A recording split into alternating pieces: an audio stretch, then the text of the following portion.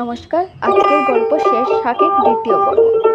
লোকটিকে আমার আরও প্রশ্ন করার ছিল, কিন্তু ঠিক সেই মুহূর্তে বারান্দা থেকে বাবার ভারী গলার কাশির শব্দ ভেসে এলো। ভয়ে আমার বুক কেঁপে উঠল। আমি ফিসফিস করে বললাম, আপনি তাড়াতাড়ি যান, বাবা দেখলে বকবে। লোকটা আর দেরি করলো না, দ্রুত পায়ে মোড় ঘরে মিলিয়ে গেল। কিন্তু তাড়াহুড়ো করে যাওয়ার সময় তার কাঁধের ঝোলাটা রাস্তার ধারের কামনি জলের কাছে পড়ে রইল। আমি সন্তর্পণে ঝোলাটা তুলে নিলাম। ভেতরে কোনো লজেন্সের বাড়তি প্যাকেট নেই, আছে শুধু একটা জীর্ণ ডায়েরি। ডায়েরিটা খুলতেই ভেতর থেকে একটা পুরনো সাদা কালো ছবি নিচে পড়ে গেল। ছবিতে একটা ছোট্ট মেয়ে মাথায় ফুল গুজে হাসছে। ছবির উল্টো পিঠে কাপা কাপা হাতে বড় বড় করে লেখা, আমিনা তুই কোথায় গেলি রে। ডায়েরির পাতাগুলো উল্টোতেই দেখলাম সীতাপুর থেকে হারিয়ে যাওয়া তার ছোট্ট মেয়ের প্রতি বছরের না বলা অভিমান আর বুক ফাটা হাহাকার সেখানে জমা হয়ে আছে। সীতাপুরের সেই বাবা তার হারিয়ে যাওয়া আমিনাকে খুঁজতে খুঁজতেই লজেন্সের আছিলায় গ্রামে গ্রামে ঘোরে।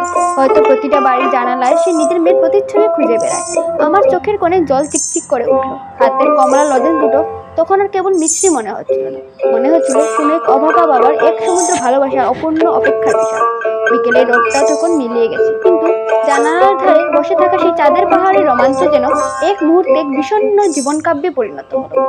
আমি ভেবেছিলাম বাবাকে সীতাপুরের বিষয়ে জিজ্ঞেস করব, কিন্তু ভয়ে তার জিজ্ঞেস করা হয়ে ওঠেনি।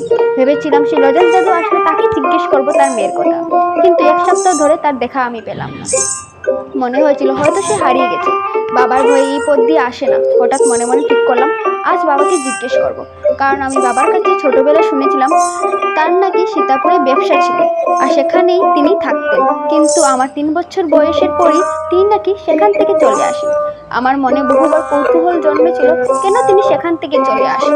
হয়তো কোনো কারণ আছে বা কোনো রহস্য।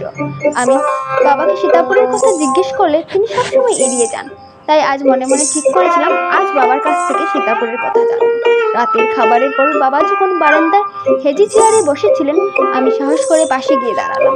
হারিকেনের হালকা আলোয় বাবার মুখটা আজ কেমন যেন অন্যরকম লাগছিল। আমি নিচু স্বরে জিজ্ঞেস করলাম, বাবা সীতাপুরে তো তোমার ব্যবসা ছিল, আমরা সেখান থেকে চলে এলাম কেন?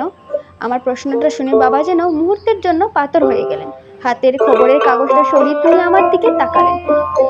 বাবার চোখে মুখে এক অদ্ভুত ভয়ের ছায়া খেলে গেল। তিনি গম্ভীর গলায় বললেন, পুরনো কথা কেন টানছিস খুকি, ওসব ভুলে যা। আমি খেয়াল করলাম সীতাপুরের নামটি শুনতেই তার কপালে বিন্দু বিন্দু ঘাম জমা হয়ে উঠল। তিনি চেয়ার ছেড়ে উঠে দাঁড়ালেন এবং জানালার বাইরের অন্ধকারের দিকে তাকিয়ে রইলেন অনেকক্ষণ। তারপর খুব নিচু সুরে বলেন, সীতাপুর আমাদের অনেক কিছু দিয়েছিল খুকি, আবার অনেক কিছু কেড়েও নিয়েছে। আমি ভেবেছিলাম সীতাপুরের বিষয়ে আরো কিছু বাবাকে জিজ্ঞেস করব, কিন্তু তার আগেই তিনি আমাকে বলে উঠলেন, রাত হয়েছে, এখন ঘুমোতে যা। মাথা নেড়ে সোজা আমার ঘরের দিকে ছুটে গেলাম।